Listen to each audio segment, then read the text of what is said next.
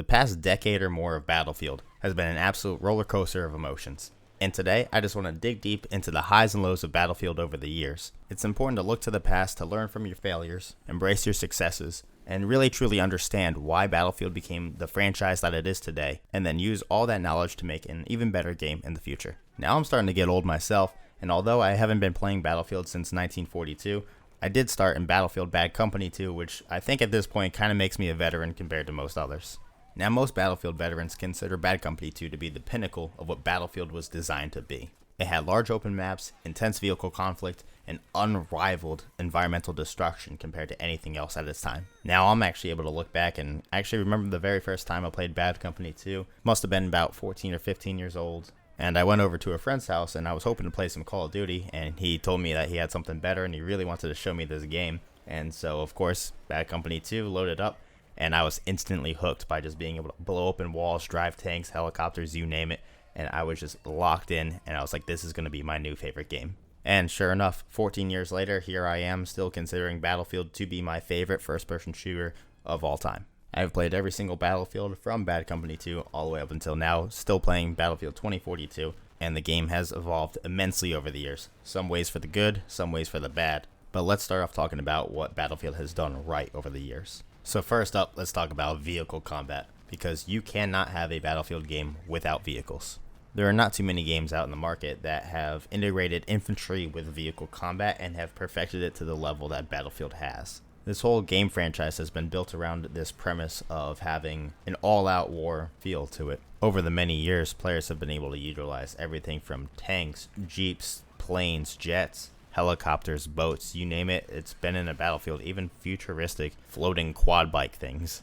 And DICE has tasked themselves with keeping all of those vehicles balanced and working in tandem with each other, as well as just infantry in general, and making sure nothing becomes too overpowered, too underpowered. And of course, many times they struggle with that, and they have to constantly work and make readjustments to make sure everything falls back into the place that it should be. They almost always find a way to keep everything balanced to where it should be.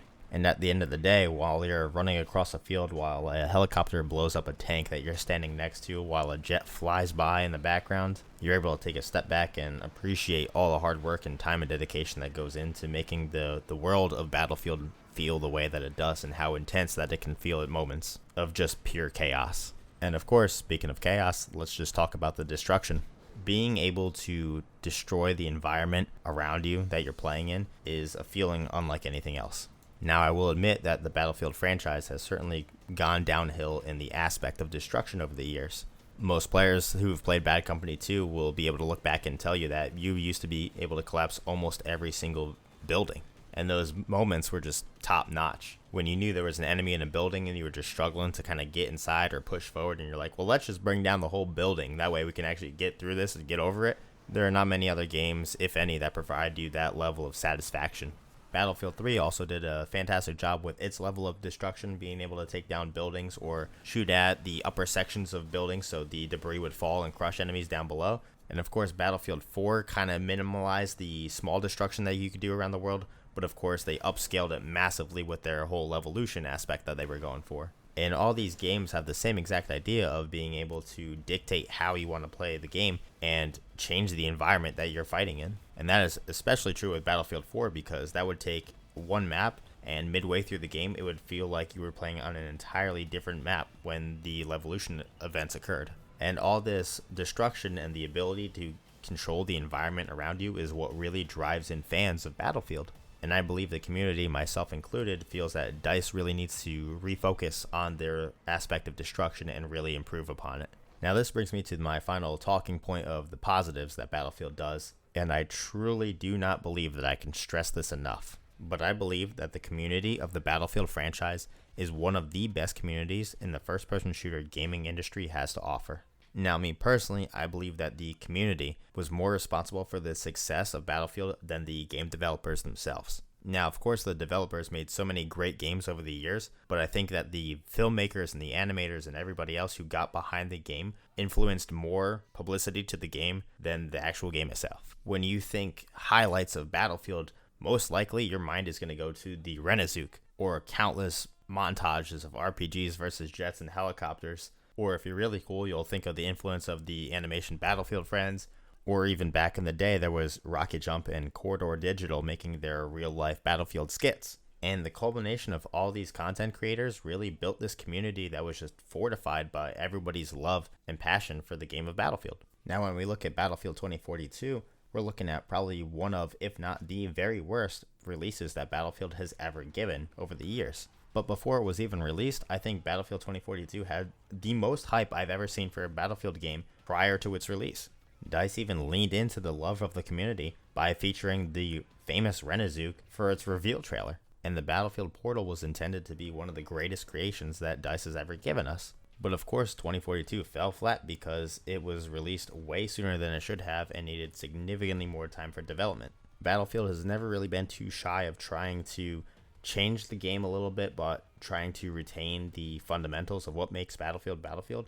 And I believe that Battlefield Hardline was a prime example of that.